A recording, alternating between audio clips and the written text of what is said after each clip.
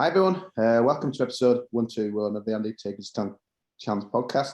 Joining me today, we've got Poz and we've got Si. Fortunately, Matt won't be joining us today, and on behalf of everyone in the pod, we want to send our best wishes and love to himself and his family on his sad loss last week. Matt, we're thinking about you, mate, and we're all here for you if you need us, and that goes for all the Huddersfield Town family. So, we want to see you back on here soon, mate. All the best. Guys, it's been a while since we did a pod. It's really been such a weird time. It feels like a month has passed since the Millwall game, but obviously we'll try and chat about the 3 games that we've had in the week and that as well. And classic Town, win one, draw one, lost one.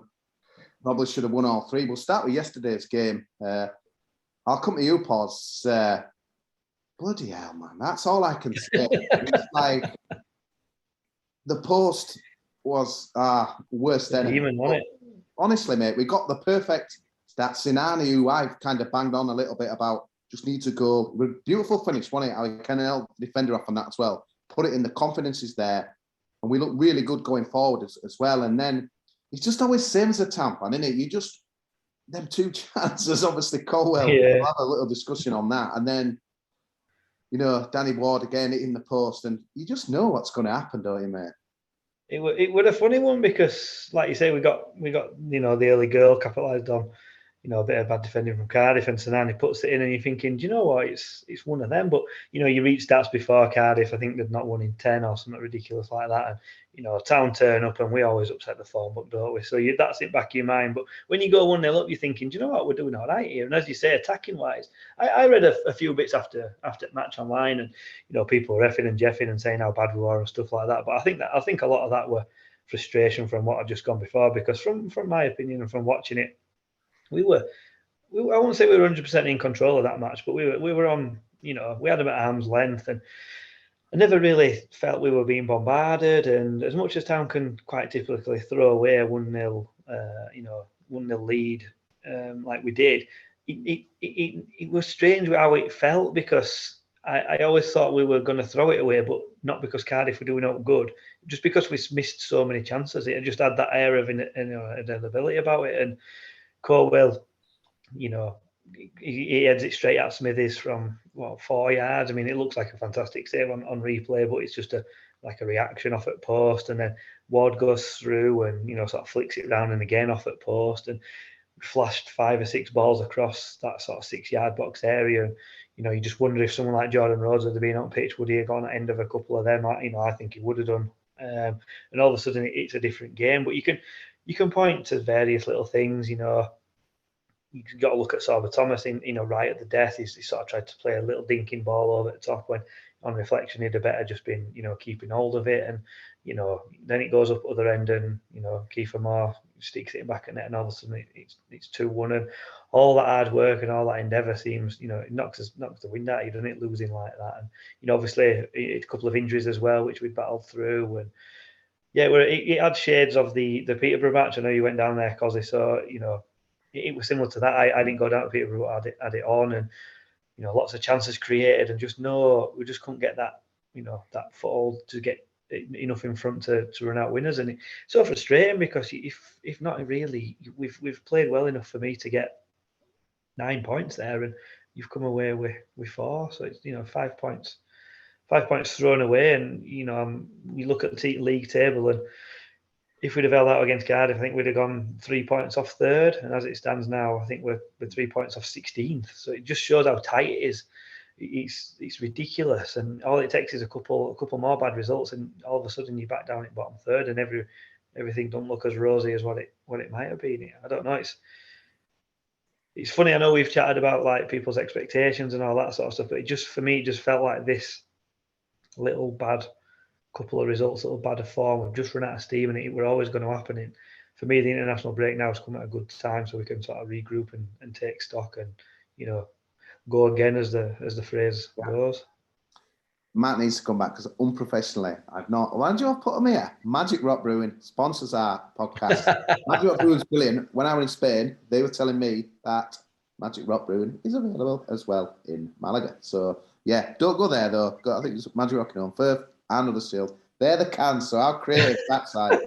I don't think a fantastic, obviously a bland background. You with your beautiful bottles of obviously Magic Rock vodka, I suppose. But yeah, God, yeah, the Pods have covered quite a lot of things there, Si. I think it's so frustrating because I think they asked me. I went on Radio Leeds on Tuesday because I thought I've got to get it out of my system. That's how I'm annoyed because Peterborough, they always seem to kind of get one over us and stuff. And very similar to yesterday, it's almost like we were out a bit of a gas really, and that as well after spurning chances to kind of put it to bed really. And yeah, like when you're losing to Fulham and Bournemouth, you're not probably, like fair enough, quality teams, but it's like when you can't finish it off, and it's tough to take. But the difference in the game, Poz touched on it there. We haven't got a Jordan Rhodes or anyone really. Mipo, I'll come on to later because I watched the B team game the other day, but they got Kiefer Moore. That's some sub that, mate, for a team that's 10 way out a win and what have you. And if you looked at him, he's the last thing. If I were to defend anything, bloody hell, obviously kind of Welsh international, but big, strong, and his goals, mate, just what we ain't got in it. You think it's like towering, physical presence, and great finishes, but obviously bad for us. It's so frustrating, isn't it, really, because we should have been 2-3-0 and game over. They were done, weren't they, with second goal for us, I'm sure. Yeah, in both games, we score a second, the game's put to bed, we come away with, to Poz's point, kind of 9 points from the week. I think my biggest frustration is that, on paper at least, Millwall was the hardest game of the three, and we got the 3 points against Millwall. Now we'll come to discuss it shortly. And then you kind of thought, crikey, what an opportunity we've got now, kind of two lesser teams, kind of we could come away with a win and a draw, 2 wins potentially, and we've kind of, to Poz's point, dropped 5 points, and kind of will we come to rule that come the end of the season? Only time will tell. I think the point would be made then about kind of looking at Leggy is quite interesting. We used the same team, I think I'm right in saying, kind of on all 3 games, even with the injuries to Hogg and Holmes. And hindsight's a wonderful thing, but kind of, do we need to rotate the squad more particularly? We'll obviously have an international break now and we'll hopefully come back a bit fresh, but just wondered if we could have kind of been a bit more clever in that regard. If you look at the times of the goals that we conceded, 84 minutes against Peterborough, and obviously last kick of the game essentially against Cardiff. Couldn't we have done a bit more to have some fresh legs on the pitch? It's an obvious conclusion, that side, isn't it? And obviously the tweets have come in. I saw a lot of kind of things yesterday on Radio Leeds and what have you, but you'd think, wouldn't you? I was absolutely stunned, to be fair, when I saw that team sheet at 2:00 yesterday. Absolutely stunned, and only the medical people know, kind of what's happened on Hogg and Holmes and stuff, but they were the last 2 people I expected to be lining up. And kind of comes back maybe some of the stuff we were seeing last season, Poz, is does he not trust what's in, kind of backup and that as well? Because for me, again, kind of touching on that B team, Rolando Aaron's really good, obviously, QPRB and what have you. It's hard to conclusion, but this was a man who were hungry, energetic, ready for the start, and obviously, I suppose the answer looking at it's easy. Sober Thomas, I knew he'd play because I just thought Cardiff, it's Wales, spotlight on there. Just he might knock his ego a little bit, kind of dropped, all the Welsh focus on him and that as well. But I suppose it was good enough for Kiefer Moore to score 2. But I don't know. I just Carlos is loyal, isn't he, to his players. But it's Danny Ward for me as well. Kind of, he's played kind of essentially 2 full games. Kind of done lots of hard work, kind of out of possession ultimately, kind of against the ball. And he's not exactly in blistering form, so maybe Chuck Fraser-Campbell in from the start against that game, kind of, he does a similar job, if we're being honest with ourselves. And you can always introduce Ward off the bench. I was to your point, kind of, because I was just surprised he went with the same team. I don't know if Carlos is like friends, but ex-Cardiff guy and stuff is that. I don't know. Does that play a part? It shouldn't do, really, should it? I think you looked to our bench though throughout, and apart from Karoma, who's not in any sort of form anyway, who do you bring in that's going to be as adequate as who's gone out? And there ain't really anyone, is there? So maybe Carlos is thinking, we've got an international break coming up. We've got 2 weeks off. Let's risk. Let's play the risk, and let's keep the same team, because after tonight they'll have 2 weeks to recover. You don't know, do you? For me, it's easy to say afterwards because we've had 2 injuries and we've conceded late on. But if we go and hold out and win, he's a genius for play the winning side. So it's a tough one as a manager. I always think it's a tough one when your players that are coming in. You brought Scott High in for Hogg. He's not a DM. He's not our 6. He's an 8, and that's Lewis O'Brien's position. So although he's come on, he's not playing his favoured role, so he's looking a little bit weak there. Koroma again's come on for Holmes. He's not really done all to make me think he deserves to start. I think your point about Aaron's, because the club big him up massively on social media. They're forever banging on about him, forever putting these videos and tweets and hashtags and all this lot. He's got to be there or thereabouts, and he's got to be knocking on doors. So, put him in, try something a little bit different, like you say. Bring Meepo on with 10-15 to go and let's play into channels and get him, running, turning them around, and just try something a little bit different maybe. But again, hindsight's a wonderful thing, and if you hold out and win 1-0 there, all of a sudden Carlos is a genius for picking up the 3 points. So, like you say, it is disappointing though to concede right at end. If you let one in on 50 and then hold out or whatever, then fair enough. But to concede against Peterborough and Cardiff so late on, it's got to be down to somewhere, and tiredness could be it. I think the other thing that frustrated me was just the type of goal as well. We've been really good kind of defensively and in the air this season. Obviously, goals in the opposition box from set pieces and such with Tom Lees and Matty Pearson, but to concede then 2 goals at the other end in the manner that we did kind of really hurt, actually. If you'd been kind of carved apart and what have you, then so be it. But he stands, obviously puts Matty Pearson on his backside and then hangs up to the back post. The marking's quite poor. It's a good finish by Keith Moore. It's just that the manner of the goal, I think, was a bit frustrating. I think when you look at the replays, he's kind of begging for a foul, and he knows in his heart, I think, especially a big guy like him. The Peterborough goal really kind of wound me up a little bit more, because there were like 3 occasions, wanting to Turton, Colwell, who, I don't want to like pull individuals down and stuff, but the classic. But Colwell again, he thought he got. I think at Peterborough there were a little nudge there. Yeah. When you look at a player's reaction, and I'm not just saying it's because it's Town, but you can almost see him as he goes up. His arms go out as if they've been pushed as they're both jumping. And I think a little bit of why would he claim a foul there? Because if he doesn't get a foul, he'll lay it away. Do you think on yesterday's goals? I'm playing amateur psychologist here, but the fact that his reaction when he missed, Smithers, let's give him the credit. He had brilliant save. His reaction were like, oh my God, how the hell has that not gone in? Yeah. Isn't that kind of toyed in his mind and stuff, or is that's just a cheap thing to kind of throw out because you see both goals, and again, it's like, could he have done better?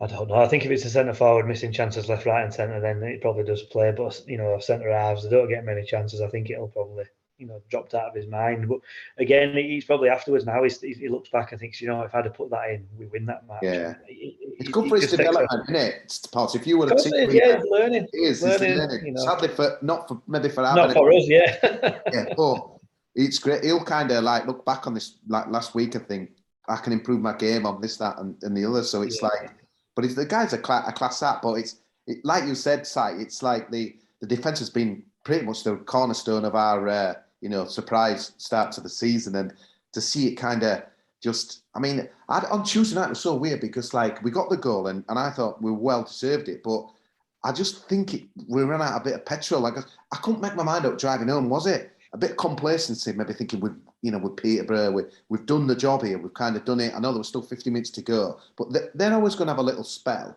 And Johnson Clark-Harris, the guy who scored, he's always kind of a bit of a danger man, a bit of a lower division kind of danger man, lower championship. So when he was kind of coming on, I thought, bloody hell, he's got pace and he could be a bit of an issue for us. And he did score a bit like Kiefer Moore yesterday. But I just think it's kind of like, it's frustrating when other teams have got that bit of freshness, bit of pace, something to mix it up. And we haven't really, have we? And we haven't got that type of player. And I suppose I'll bring it into it now because Meepo again. So I've been one of those, why Meepo play? I kind of called it at the start, saying I don't think he'll get many minutes. And obviously we read some stuff about West Ham, is he ready and stuff and this, that and the other. But I've got to be honest, from what I saw on kind of Wednesday, and again, it's just one snapshot of 90 minutes, he looks so raw. I was quite shocked, to be honest with you. I was expecting someone, kind of maybe were near, someone you could think, you could bring him on off the bench and stuff. And I just thought, wow, this guy's kind of a long way away, really, and that as well. And there's a lot of rumours into that West Ham are not happy, but I just think, I suppose he'll say if he were on this podcast now, he'd say, well, give me a chance. I've never been given an opportunity, really, apart from very fleeting sub things. But my eyes thought, I kind of went away from that thinking, bloody hell, Meepo ain't getting a chance anytime soon on from what I've seen. Obviously, Karoma's in front of him in the queue, and again, he's out of sorts. There's got to be something in that Meepo, though, because Sorry, Si. There's got to be something in that, because I'm sure Phil said that we were looking to buy him, and I'm sure he mentioned 7 figures. So whether or not we're buying that for the future, but there's got to be something there. But it is a little bit strange how he's not got any or much game time at all. I think he'll be off back to West Ham 1st of January. I think kind of both teams will terminate the loan, and we'll kind of look to either bring another striker or potentially some other midfield option, because we do feel a bit overloaded in that position. And if you can't get past Fraser Campbell and Danny Ward, then for me, kind of the whole purpose of bringing a lone player in the same way that Levi Colwell has is to make an impact on the starting 11. And for me, if he can't even get himself on the bench right now, then it's not doing him any good, or it's not doing us any good. So I don't expect to see him in a Town shirt again, would be my view.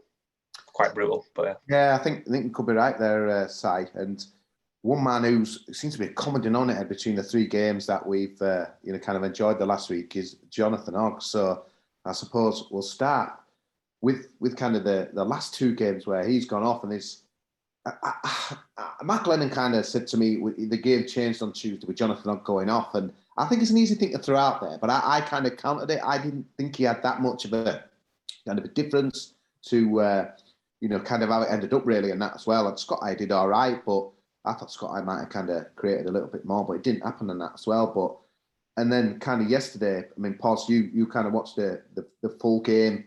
Was he kind of in good form, and was it a really big miss to us when he went off on that as well? Because you don't want to lose your key man, really, do you? No, again, I'd argue that it weren't blindingly obvious that he weren't playing. Obviously, you do lose a lot, with Johnny Ogg, from a man who decided not to give him a contract for this season. I'll hold my hands up and say, yeah, he can still have an impact, and he's even scoring some now. So get it extended, Phil. Mind you, we'll come on to that in a bit, won't we? But yeah, obviously you do miss Ogg, because he's, as the song goes, his ears there and he's everywhere, isn't he? And you do miss that little bit of bite. But sometimes when he don't play, and I think it's more so when you've got Vallejo playing. Obviously he's injured at the moment, so he wasn't an option yesterday. But that role can be played in 2 ways for me. And I thought Scott I did all right, but again, like I say, he's not playing his favoured position. For me, he'd be pushed a little bit further forward and almost like a Lewis O'Brien replacement. Or it's just a bit annoying. It's just a bit annoying, Paul, isn't it? Vallejo were playing well. I blame you for getting that chant going, mate, because it's Blackburn and stuff. But it's very annoying, isn't it? Because he'd just be a great replacement. I mean, and Ogg could have been kind of... It's like for like, and he's different. Yeah. He's different, but he's at least he plays in that position. Yeah. Let's come to the Millwall game and touch on that, because we saw Jonathan Ogg in his finest hour. I mean, for the start, wasn't it? Absolutely sensational. And obviously, when we had in the South Stand, where do you sit, Si? I'm in South Stand as well. So hopefully a bit further back than us, but he's very difficult in the front to kind of gauge anything of that as well. So when the goal gets in, everyone's arms and legs, limbs, and what have you. And then I'm thinking who scored, and it's like, such as Jonathan. I'm like, shut up, and I've had a good drink. But honestly, the guy, he's like, and he's celebrating at the end with a fist pump and stuff like that as well. He's 34 next month, but he is so key for Huddersfield Town, and he's kind of like reassuring. Obviously, it's the last of the promotion team, and I absolutely love the guy. I just can't. I think you speak to other people, that Huddersfield Town legend, that kind of another. I think he came to us when he was 26. How long has he been in the club? 8-9 years, something. But he's brilliant, mate. He was sensational against Millwall. We needed like kind of a bit of a warrior in there, because they're really strong in midfield, and bloody hell, wax lyrical on Johnny Ogg for me, mate. Oh, it's just everything you want as a fan, isn't it? Kind of blood, sweat, and tears, end to end. Kind of obviously not so much under Dave Wagner, but kind of in the system, end to end, puts his body on the line, lots of passion. Goal scoring. I hope he keeps goal scoring. Yeah, I just hope he continues for a couple more years. And you sense that everyone in that Huddersfield Town team, well, who's in that Huddersfield Town team now, who's gone before, look up to him as a leader, respect him, kind of listen to what he's got to say. Yes, probably kind of a few difficult conversations from time to time, because he's like to follow people, doesn't he? But you kind of sense that you very much would want him on your team rather than in the opposition team. And I think to the kind of the game that obviously just went, it's difficult to say how much of a direct impact this has on the game, but his leadership skills and his kind of know-how, knowledge of the game, managing the game, slowing it down, speeding it up at the right times. I imagine we probably missed quite a bit of that yesterday. So as good as Scott High was, kind of still quite inexperienced and naive in that position. It's good though like when a guy goes down, you see some guys go down, you think they'll be up in a minute. But Peterborough, they were like a hush on the away and like bollocks, like as if to say, and it was just before half time. So Patty thinks just hobble through and then maybe get some treatment. But yeah, off he went. And so I was stunned that he was on the lineup, for yesterday. Although, kind of muscle injuries, you never know, do you? But let's just hope, like you say, Poz, that week off's obviously going to kind of, because again, it's thick and fast. We're West Brom, QPR, Middlesbrough. We've got like 3 in a week and that as well. But first bugbear, I'll come on. So Johnny Ogg scores. What a moment. And he's celebrating it with an AMC advert, another advert, empty seats and no fans. Poz, why the hell are we never kicking towards the South Stand in the second half? I just don't get it. It can nullify the opposition of the away fans because they're not, they're not being kicked towards. So like they're going to encourage their team. I hear this tonight. It's just a load of bollocks to me, mate. Yeah, okay, at times, but it's so frustrating, mate. And it looks bad. And I didn't mean, I always say what I feel these days. So I put it on the Twitter and someone tagged in Mark Devlin. And it kind of got a bit of discussion going, didn't it, last week? And kind of Mark was saying, yeah, we agree. He was kind of noticing now we kind of utilise that, kind of end and what have you. And he was kind of saying about how difficult it is because there's no facilities in there and stuff. And then kind of throw in he's now playing Cardiff yesterday, who's kind of built a safe standing area, which were ready for us yesterday. And it just makes me mad, though. I suppose there's 2 things to talk about here. I think the first thing is, why are we not attacking the South Stand? And the second thing is, I think I kind of got a bit of kickback because I get it, because I had a North Stand season ticket like you, and yeah, the weather and the sun, but surely they can do something with that. We need an end. We should be the crowd. Yeah, it's a funny one, and it's like we took it to a club obviously when we moved to the South Stand, and like noisy ends historically where you attack second half, and I think what the sort of response that we got were they mentioned the sun, and I think when obviously when the stadium first opened, that the South Stand weren't fully operational as well, and away fans used to sit towards the south end of the Kilner, so that might have something to do with it. I think it's just one of those things that they've always just stuck with. I think potentially the way the dressing rooms are set out as well. When Town go in, they turn right, so they go down that end. The away team go in and turn left. So I know it's only like literally walking across each other, but so that was kind of set up behind the scenes. Obviously, the sun dipping, and in winter it gets low, and keepers can't see, and superstition and stuff like that. But yeah, I kind of agree with what you say. It looks bad when there's literally nobody in there. But as far as I'm aware, that bottom tier, there's no safety certificate at the moment, so they can't open it anyway. It's obviously just a temporary stand because the idea was, when First Stadium were open, to have like the concerts and all that sort of stuff. So they need to be able to shift it out. But I don't know, is there something they can do? I think if they did want to get fans back in there and make it a bit of a noisy end, I think they'd have to look at putting some sort of roof in, but would then that obscure views from above, or how do they get it out then when they have a concert? If they're looking to utilise the stadium a lot more, so presumably that's one avenues that they're going to be looking at. But yeah, it is a shame that Blackburn as well. We scored a decent late-ish goal there, and Horton's goal, and Hefferley against Leeds, and obviously there were fans in there. But there's all those moments that you point back to, and the down that end away from the noisy section of the crowd. Because it's like the people are saying, I knew it would kind of turn into we don't want to go back to the North Stand and stuff, and the fan by the cinema end. So I thought, God, it's kind of moving away from the point I wanted to make. But just attack towards us, man. It's almost like pilot mode. I don't know if I'll go out of it, like we're always going to end that way, because you kind of just think it's always going to happen now. And it's like, I'm just thinking, why? And maybe I'm biased because I was in South Stand, but to me, there's nothing more exciting as a fan when, there's nothing worse than when you're away saying you've got a big following and bloody hell, we're attacking Ireland. Bollocks, because you want that moment, don't you, where everyone's going nuts and you're on the quest. I think they did actually. I think in one of the seasons, I can't remember which season specifically, but they definitely turned around twice, and I think we lost both games. So maybe that tells its own story. Rotherham away, I always won. I remember obviously promotion year, Tommy Smith. Yeah, last minute. Yeah, but it's. I mean, someone was saying, well, we should get all the South Stand. The one thing that I kind of think is a good thing, and so it's kind of countering my argument really a little bit, is I remember saying to Scofford, God rest his soul, when we kind of moved in there, it'll be good because you've got the away fans and that kind of, that bounce off each other, don't you? The chanting and stuff. And I think, like if we were at miles apart, I think it'd lose some of that edge. And I like that edge, so I'm kind of countering against it. But I'm just bloody play it. Against West Brom, don't give Carl Grant his away fans and chanting he's electric. Bollocks, mate. Huddersfield Town aiming South Stand second half. It's got to be, to me, they don't. Sorry for you North Standards in the top tier, what have you, but sorry guys. But Si, where do you stand, mate? You're I agree with you. Go on, Poz. No, you go, Si, go on. No, I was saying just highlights that I completely agree with everything you're saying. Without asking kind of Poggy and the players, we'll probably only be kind of guessing a little bit and never know the answer. For me, it just highlights the poor design of that kind of North Stand Stadium. And obviously there's been conversations previously about the away fans being in there, but that's not possible because of the need to kind of go back past the home fans, I think, as they exit the game to the coaches and such. And you just kind of reflect on it and think, crikey, who came up with this plan kind of however many years ago now?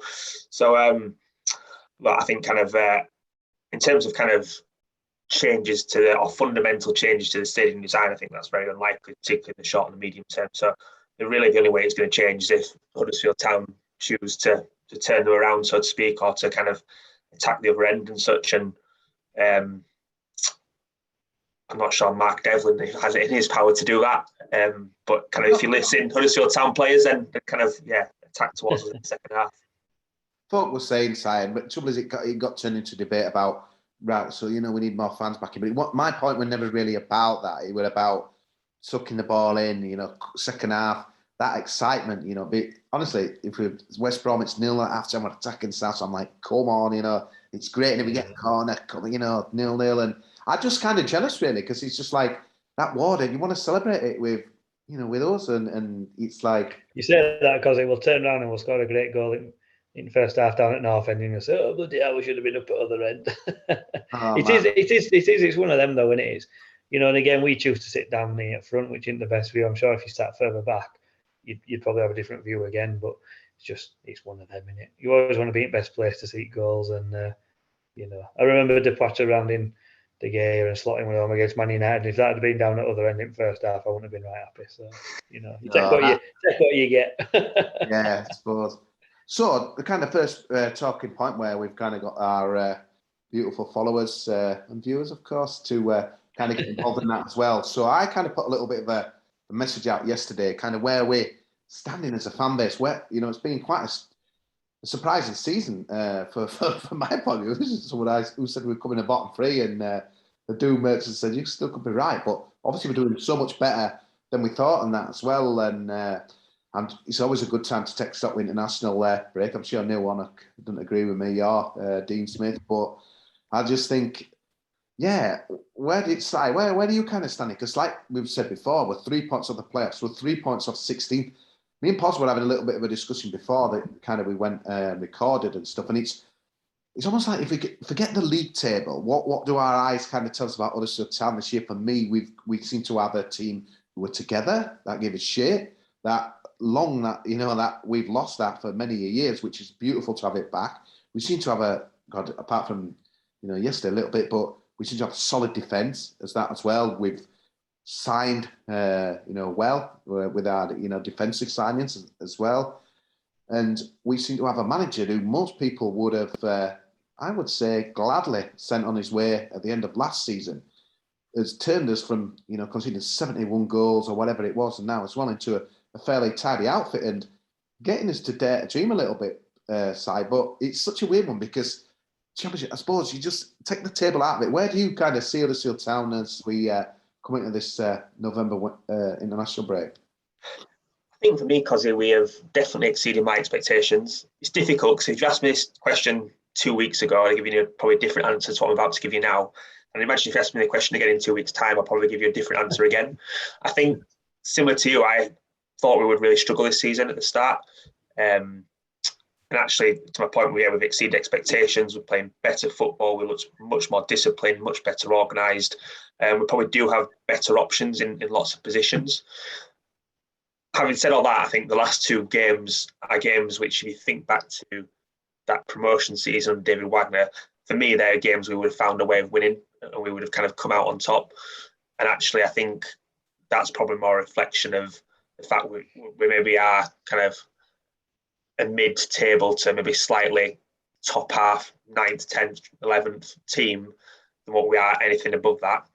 I think the gap between us and a lot of clubs and that kind of top 3 is massive. It's massive. I'm fully not expecting anything from the West Brom game coming up. But at the same time, I don't think we're kind of anywhere near the bottom. So it's difficult to say. For me, like I say, we've exceeded my expectations. I think got to be cautious because it was about this point last season that we went on that kind of terrible run, got all the injuries, and to this point, kind of the squad, touch wood, has been good. We haven't had that many, and you do feel kind of we're only 2 or 3 defeats away from kind of a snowball kind of down the leagues, or down the division rather. But I don't think that will happen. I think we'll kind of continue to be where we are now, really.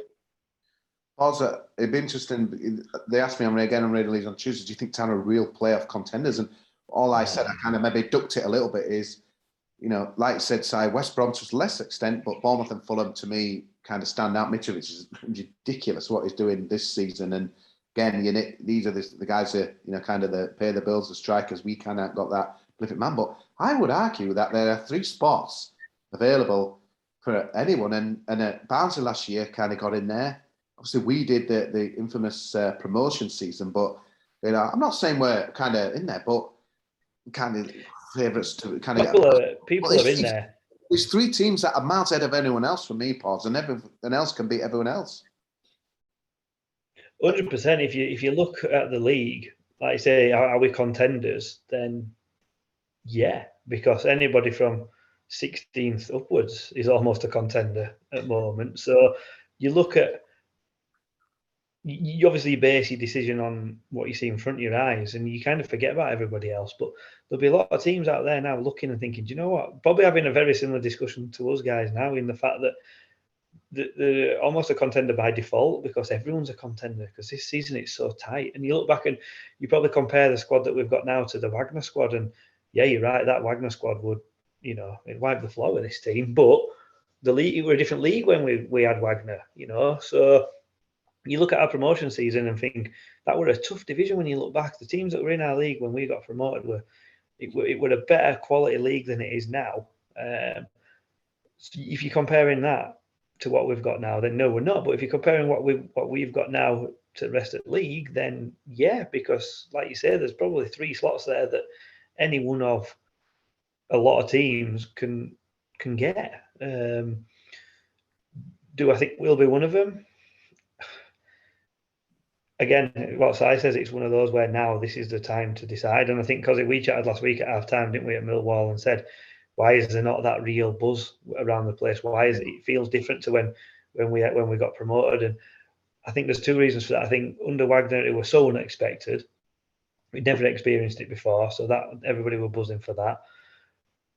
And it just felt a little bit different. I think Si's right. This time last year is where the rot just sort of set in. You know, just after New Year's Day, something like that, after he got his new contracts and all that sort of stuff.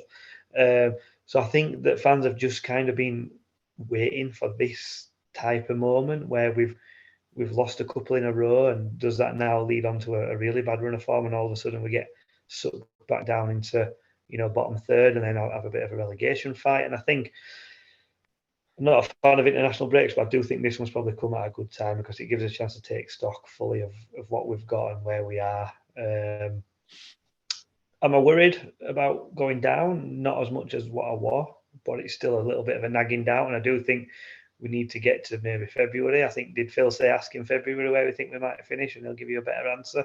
I think he's right. I think you're going to have to wait a little bit longer to find out. Not only... I'm sure it'll be Phil to ask that. Well, yeah, it might not be, might it? I think another perspective on things, Poz, for me would be, for a second, just think the unthinkable did happen and we finished in that kind of top 6 and we kind of got to Wembley. Deep down, would you really want to be promoted? Yeah, you look at Norwich. Norwich turned us over 7-0 last season. They pumped us. They took us to the sword. And yes, our squad is better this year, but not to a great extent. Just think, Huddersfield Town for some kind of, and Huddersfield Town through. And yes, there is part of me that obviously wants to get to the Premier League. But for some unknown reason, we found ourselves in the Premier League next year. Crikey. It'd be awful. And when you talk about why there's not that excitement, I just wonder if why there's not that excitement and that anticipation. It's because maybe some deep down fans think, fucking hell, if we get back there again, crikey. It's gonna. Can you imagine though, like going to Anfield with this squad that we've got now, and not in a cup game where they've rested a few players, and that if Liverpool or Man City played Town tomorrow and went for it, like you say, side, look at Chelsea, look at Norwich as an example. Ask their fans if they enjoy being in Premier League or do they prefer being in Championship. And I'd imagine that seeing Mo Salah for your first game is all right, but once he starts putting 3 past you every week, it suddenly becomes a bit. You say that though, Poz, and again, just throwing it out there, but I watched that Manchester Derby. I don't watch much Premier League football. But I watched that Manchester Derby yesterday, and honestly, mate, we could have given them a better game than that. And I'm just thinking, Christ, their expectations. I know me and Man City might have got 5 or 6, but they're big teams in there that are doing as much as as we kind of did in some of them games and stuff. But it's really awkward. I can't put my finger on why there's just not a buzz about, and I don't get it. But because we've kind of got us club back and stuff, but I just don't feel it. I don't, it's little things when you look on your Facebook. A lot of people are going, elsewhere. They're not going to the Town game. Against Millwall, there were a couple of lads that I had a drink with before. Oh, you're coming down again? No, they got season cards. No, I'm staying here. I'm going to watch it on my phone. I'm going to have a beer. It's incredible. Like we're into the top. We were 5th, obviously, before that Millwall. It's like that seems to be par for the course. And like you say, are they waiting for us to drop off? Or when I kind of went when I went to Malaga the other week, kind of chatted to that Swansea fan. He were like saying, "It's the Premier League. With both teams, we've been there. We've done that." It's like you were like kind of mission accomplished. And I kind of know what he's saying really because, but then surely you want to do the best. There's always that hope, though, isn't there? There's that hope. Look at Leicester, look at Burnley when they qualified for Europe. If there's always something to aim for. But if you don't want to, like you said, been there, done that, taking the ass whipping. So you'll never be a good time to do it though, Poz, because I keep him saying we're not ready for this and that. Bloody hell, you've just got to take it when it comes and that. So like Barnsley might have had to do last season if they managed to. I think if we got up and took it for what it was and banked the money and got relegated and did it a little bit more sensibly, and I think the hangover from what happened last time plays a big part in everybody's mind. If we'd have gone up, had that first season, come down and rebuilt, and infrastructure improved, and we bought a couple of players that would still be with us now, and the whole ethos of Huddersfield Town improved. I think that the slight worry is that we got promoted, we blew everything, and we arguably came down. Well, we did come down in a worse position, and would that happen again? So there's a lot of factors in it. But let's discuss that in May when we're. It's nice to be having that conversation. A few tweets from yesterday. Then Huddersfield Town family, 5 points. Just dive in, boys, if you kind of want to reply.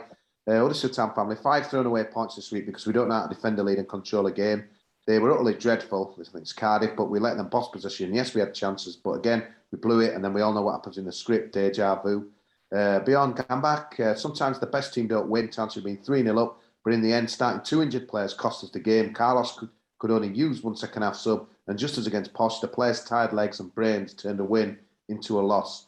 Patrick Dean should have been out of sight by the time. Cardiff, who were awful, realised hitting more was a good idea. Major issue with not having players who could take a chance. Like you said, Paul, Jordan Rhodes is the answer. Concerned Carlos is going to run the first 11 into the ground. Hoganome's not great. Sorba, Lewis O'Brien, and who's CB? I can't even think of his team. Who's CB? You're probably meaning centre backs and that as well. Centre backs, yeah. It is. You know what though, Paul? He's right. That's a good tweet. Actually, that's what I'd consider a well thought out tweet, and I can't really disagree with anything he said. Can I play devil's advocate here though? Can I play devil's advocate here though? Carlos knows his players better than us. They've got all these machines that tells everyone how knackered they were. Because choosing that was quite interesting as well, because I read on Monday last week after the Millwall game, the most we've run across the season on one particular game for all the players. So I thought, wow, against a team like, we're going away to Peterborough, surely there's going to be freshening up the changes. So again, I was stunned that we kept the same team. And I can kind of get it, because it's like you're thinking, players, 1 or 2 injuries now, he's keeping the same team, he's not trusting the others. But what I would say, and a bit like kind of what Bielsa does at Leeds, he kind of, the same group of players, don't really kind of put many in unless he has to. But should we trust Carlos on it a bit more, Poz? Or are we all right to be concerned? I think you're always going to have. Well, it's one of them, and it's so much easier to say what you should have done when you've after a game. How many people would have tweeted to say great decision, Carlos, for keeping the same team if we were in that one? You don't get any plaudits for that. It becomes an obvious decision to keep your winning team, doesn't it?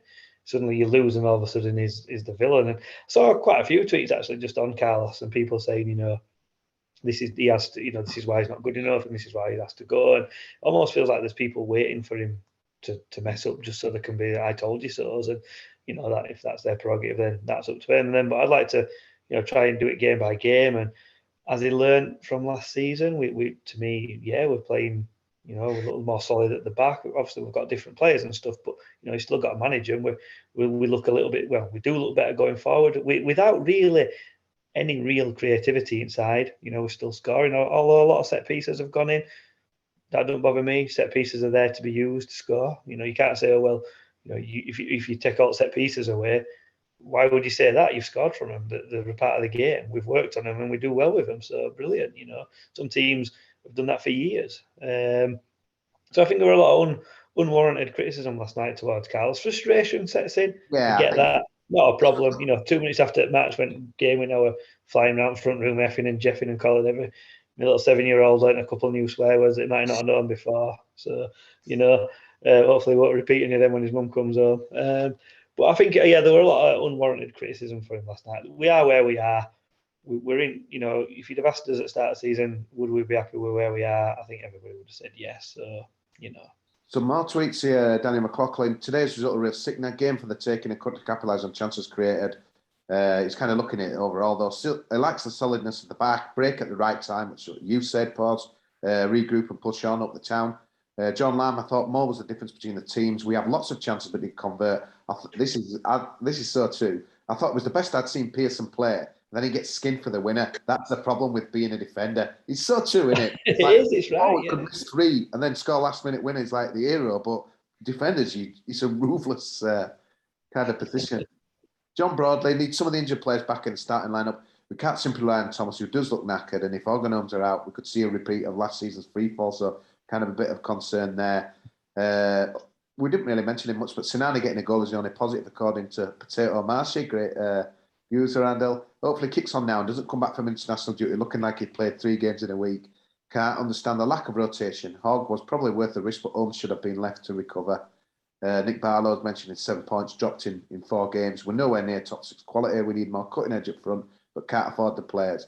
Can copy and paste that sentence for the last 10 years or so. We are, but so frustrating in such a poor league when the chance is there. I think it's true that, isn't it? Because like I've said now, I think there's 3 spots and he wouldn't have to be that good to get in. I think your points total wouldn't need to be that good. And I think a bit worrying. Again, I don't know how true it is, but the bit in the papers today about Lewis O'Brien and Leeds, that won't go away anytime soon. And another thing that worries me a little bit, Paul, so we don't see it really much on Toffolo signing a new contract. And again, you do wonder if he's not going to sign one. And again, January, he's free to talk to other clubs.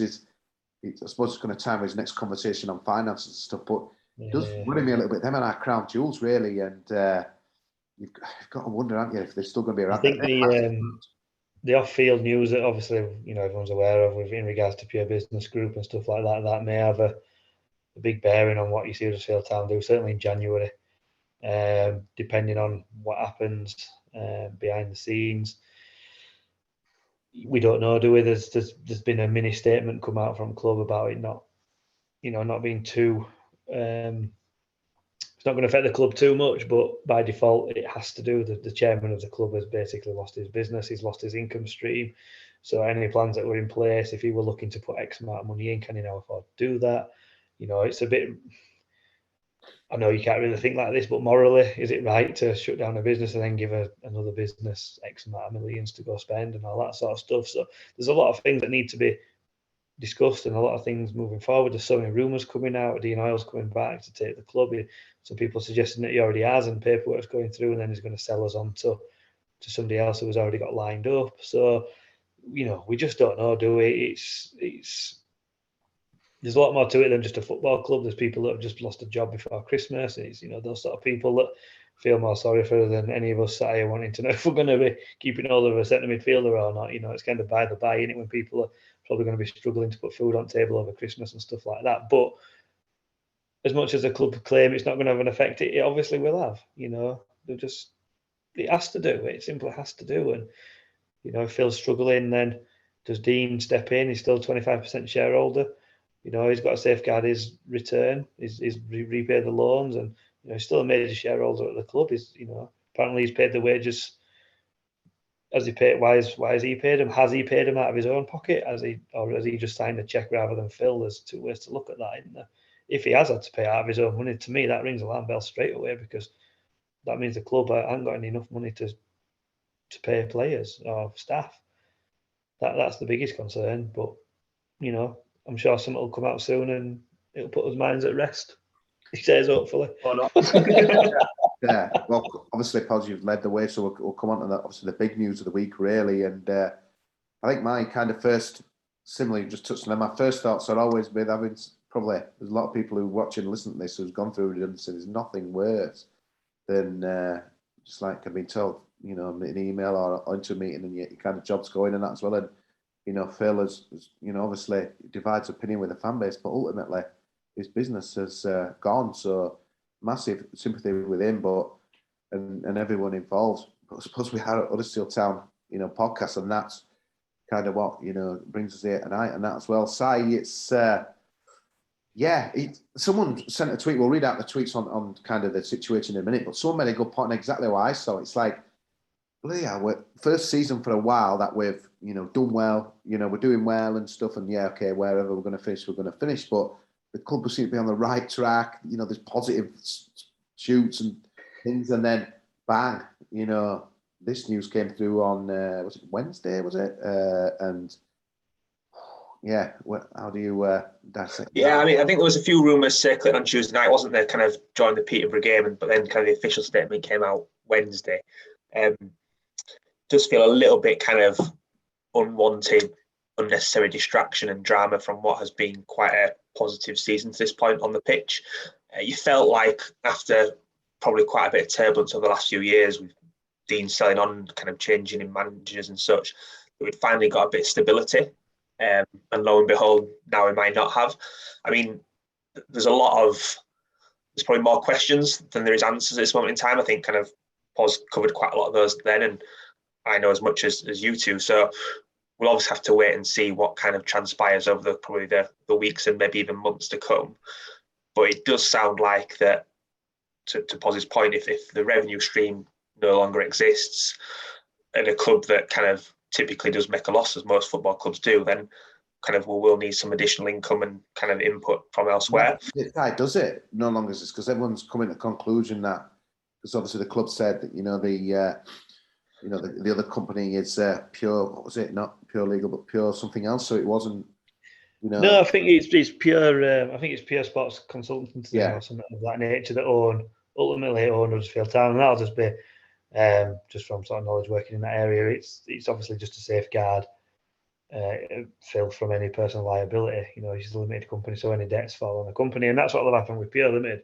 So unless there's any sort of personal guarantees given by Phil, they don't go after his own money. So if he's got money stashed away and he's willing to put that into Huddersfield Town, it's not a problem. He can do that. But the early indication from hearing that Hoyle's paid the wages, to me, that immediately screams that that's not the case.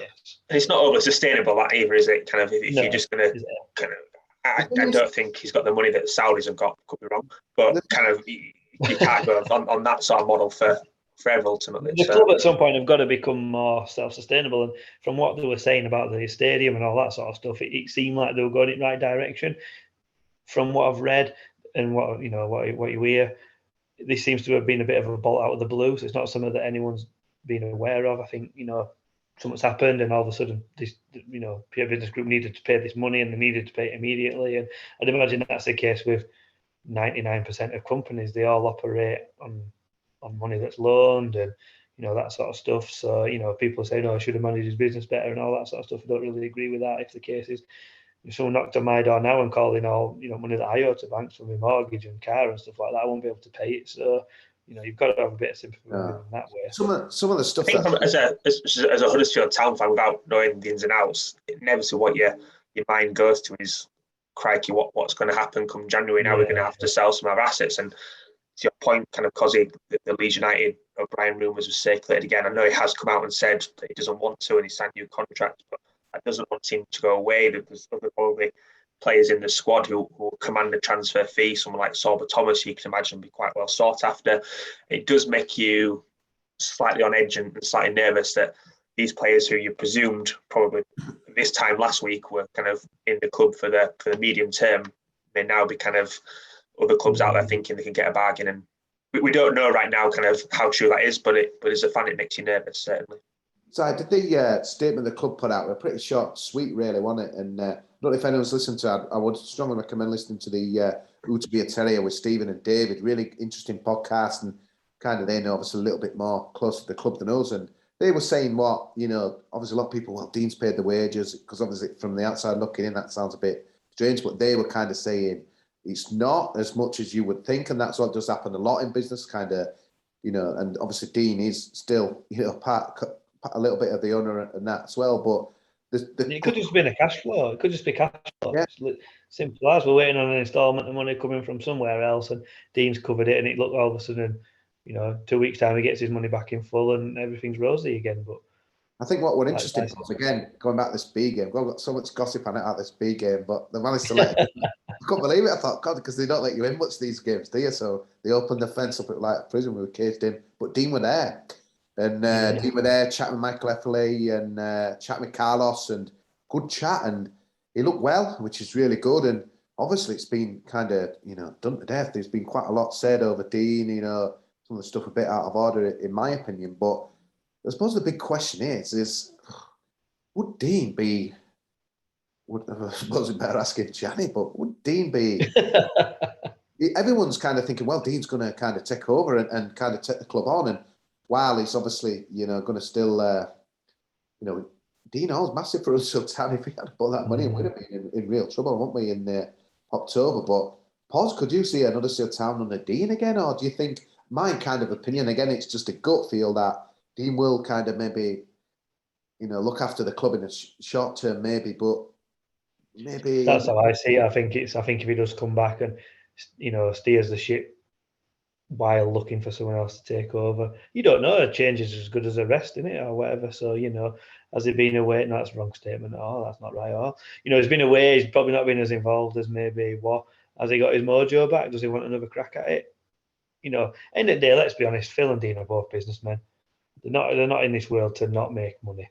So, you know, if the driver for Dean coming back is to make money and it's beneficial for Huddersfield Town, then that'll do for me.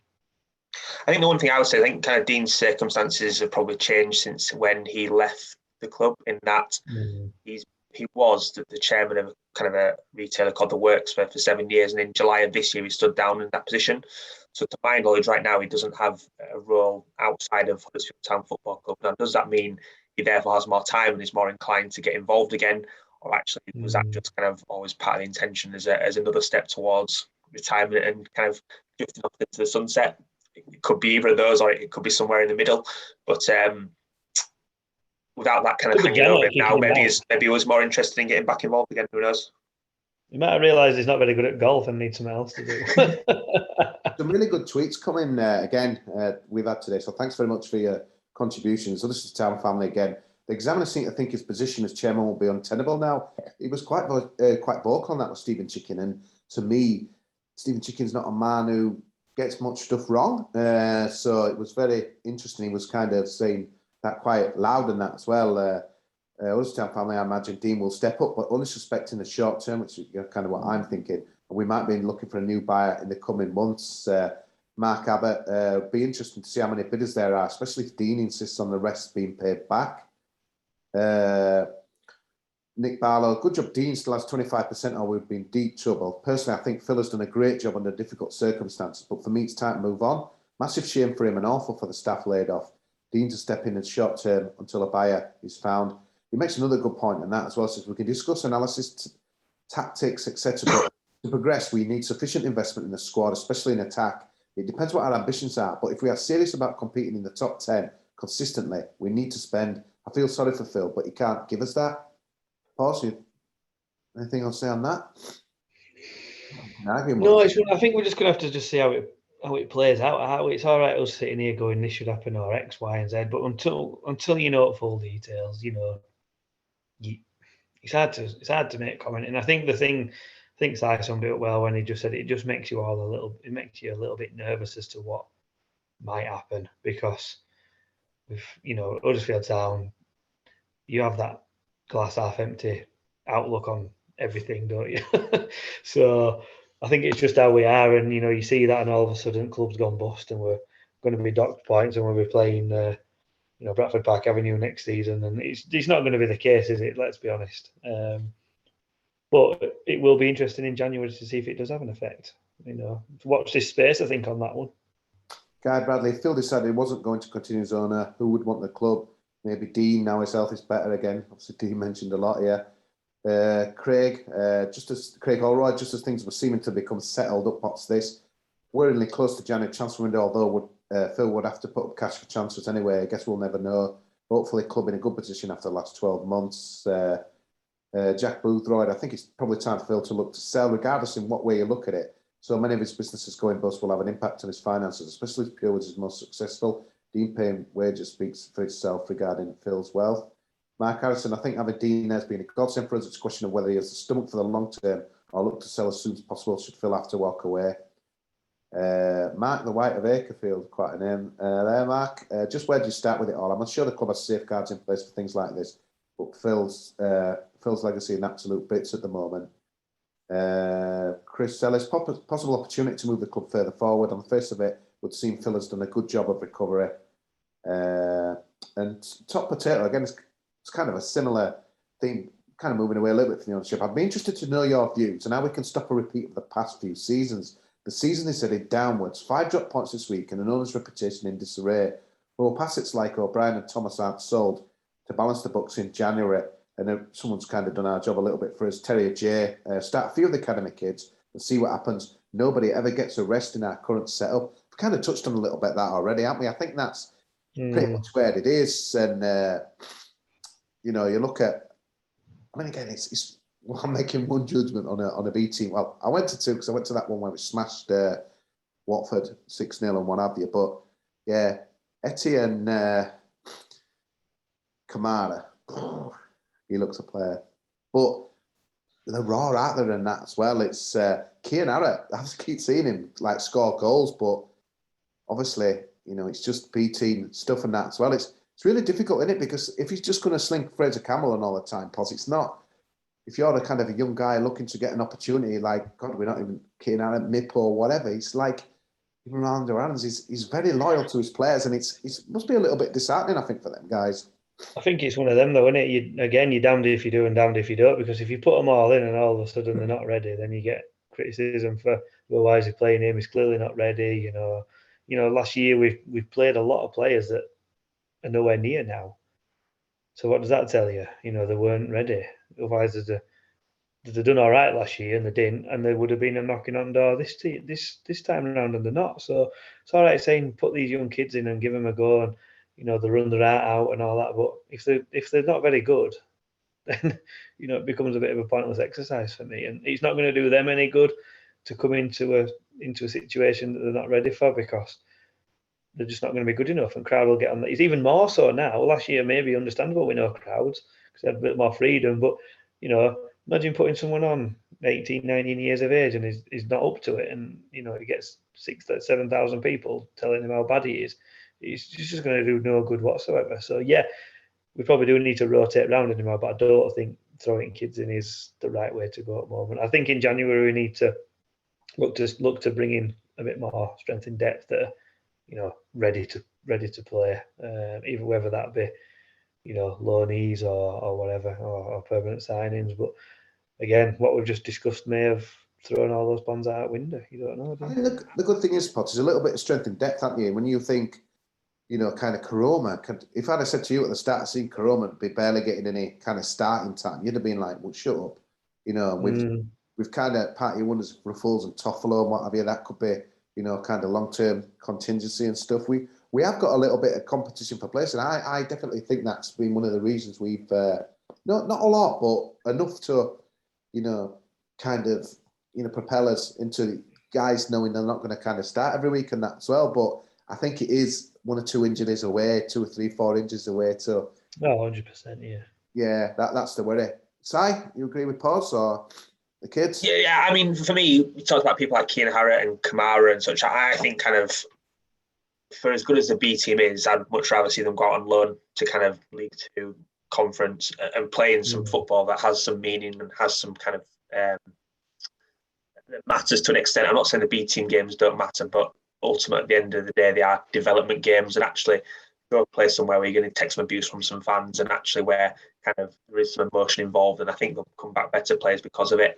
I know Harrett has been out on loan previously to kind of Guiseley and Harrogate for one reason or another. They haven't worked out, but you can score as many goals and look as good as you can in a B team game, but it's so far detached from kind of first team football that kind of it's very hard to make that transition. And we're obviously seeing Edmonds Green and Critchlow kind of and Daly out on loan at the moment. I think the first two particularly have made quite a good impact at their two clubs. I'm not sure about Matty Daly, but I'd like to see them do that rather than bring him into the team personally. I think my mum was saying the other day, I think he must have scored a late goal, and my mum was mentioning that just still even singing about Matty Daly. Yeah, I think he scored for Hartlepool the other week. Good on him. Good on the lad. But, I think just to come back to that tweet you mentioned previously, kind of where it says kind of similarities of previous seasons. I'm not as. I don't think we'll end up in the same situation as last season. I think the squad does have more depth. You look at kind of our full-backs and better cover there, across the back line is better cover, better players to come in if we do have the injuries. And I would like to think that last season's injury crisis was a bit unprecedented in terms of the numbers of injuries. Yes, we will have some at some point, but hopefully not to the same extent. So I don't see us going on that downward stretch that went on last year. But I'll throw 3 names at you that we've never seen. We've mentioned Rhodes already, Aaron Rowe, and Pippa. So yeah, I get people saying the injuries and stuff, but it's almost like 3 new signings, the old but yeah, and they'll be really good for us because they're positive forward players that I think we do need a little bit of. Pippa's been a big miss for me. I know he tailed off the second half of last season, but give me a Pippa, whether on the bench or starting and stuff and that as well. January will be fascinating, especially with the news that's happened last week. I know he signed it. He did a really good interview with the Football League paper the other week, said I'd rather play Huddersfield Town than sit on a Premier League bench, which was really good. So that'll be interesting to see if it's put to the test, although I suppose it's the ball's in the club's court now, isn't it? That he's signed that new deal. But Toffolo is just a really weird one. I'm surprised it hasn't made as much news as it does. And a few people were kind of criticising Toffolo on Tuesday, some of the fans and that. So they don't think it's all that. But I have to say again, yesterday, some of the balls across, and he loves, Huddersfield Town and that. So I think it'd be a big blow if we lost Toffolo. And Ruffles is a difficult one because we've not seen much of him really, and that as well. We'll probably get a glimpse in the third round of the cup because he likes to rotate, and in that does Carlos. But it's it's going to be interesting. But again, it's never a dull time being a Town fan, is it? And keeps the keepers on his toes, though. Like people saying, like last season, but I agree with you, Si. I don't feel like it to me because we were.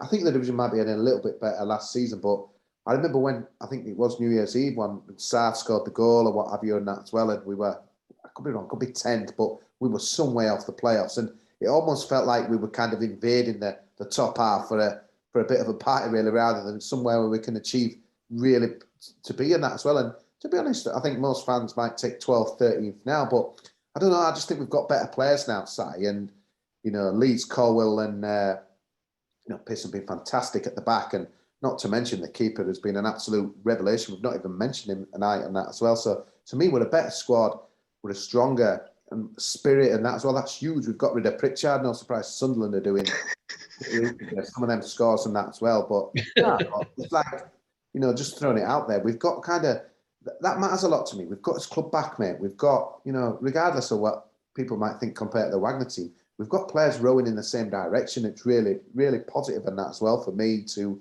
go down to the stadium knowing that we're going to have lads giving everything for Huddersfield Town. And that's been long missing, mate. That's what you want in it as a fan. You want to turn up and know that they're going to give you something.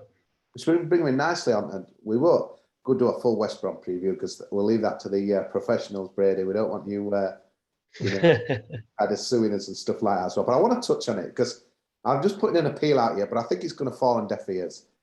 Please don't boo Karlan Grant. Don't abuse him. Don't cheer him. Don't boo him. I know it's going to happen, and you know what's going to happen.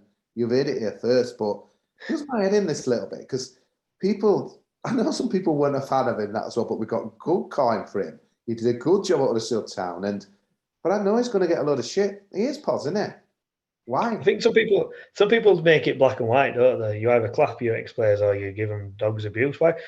Just almost ignore the fact that he's, you know, when his name runs out, give him a little clap or just do note. To me, you only ever, you know, give people some shit when they've left in weird circumstances or they've slacked club off or they've, you know, disappeared for money. And Karlan Grant at that time were miles better than Huddersfield Town. And like you say, we got a ridiculous amount of money for him. He's gone on to West Brom and done all right. He's not, you know, pulled up any trees, has he? He's scored a few, and you know, but yeah, just like you say, just let him get on with it. Because like you say, if you give him a load of crap, he'll end up scoring, won't he?